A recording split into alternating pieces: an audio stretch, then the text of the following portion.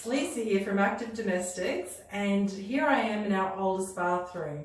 Now, as you might know, I've got a large family. I've got 4 sons and husband, and also another fellow who often stays with us. But I also have a cleaning agency, so I've seen a lot of new cleaners and different mistakes that I see people make. So I want to share these mistakes with you so that if you're maybe in the cleaning industry or just cleaning for yourself at home, you can think about what you're doing and be a little bit more strategic and thoughtful for your own safety whilst you're cleaning your house. So here we are, like I said, in my oldest bathroom. I've had many people come into my home where they've told me they want cleaning work through my agency, and they tell me that they're experienced cleaners. So what I tend to do is bring them over here and give them a trial clean, because, you know, I clean these bathrooms all the time. I know what comes off and what's easy, what's difficult, all the rest of it. And one thing I've noticed many people do is that they create a big mess of water all over the floor while they're cleaning the bathroom.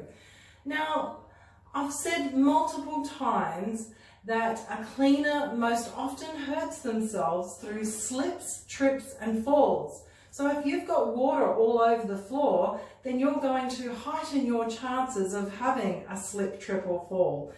Also, if the floor happened to be wooden floorboards or wooden somewhere, you know, that you're cleaning and you're putting too much water on it, then you're potentially really damaging the surface as well.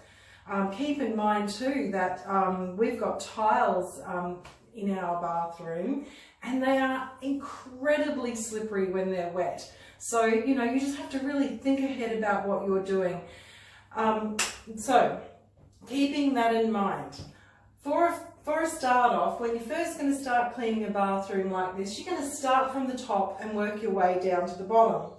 I'm not going to put any product or get the bottom of the bath wet. In fact, what I would do first is take out the shampoos and the bits and pieces and put them over there.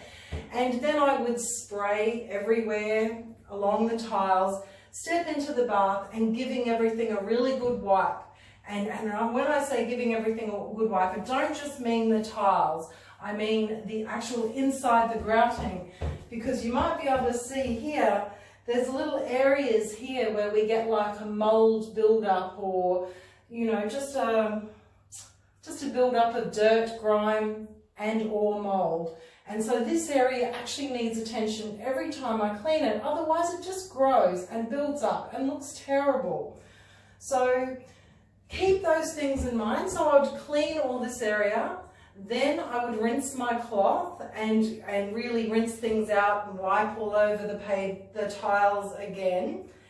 And then once I'd done that, I would hop out and I would put you know, my product in the bath and let that sit in the bath for a little while, maybe while I'm cleaning the toilet or something, so that I can actually have the product working for me whilst I'm doing something else. Just give it a chance to really work.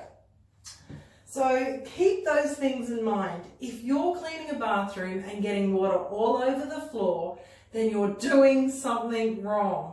And you're going to cause yourself issues if you keep cleaning like that. It is just not a good way of doing things at all. So think about how you're doing things. Be safe, because, you know, just one slip on the tile and you can put your back out and you might suffer an agony for absolutely weeks or months. So be really careful with how you're cleaning, and, you know, cleaning is good fun exercise, and it's always nice to come home to a lovely clean bath. So bathroom, I should say. So I'm going to do that now, and thank you for watching.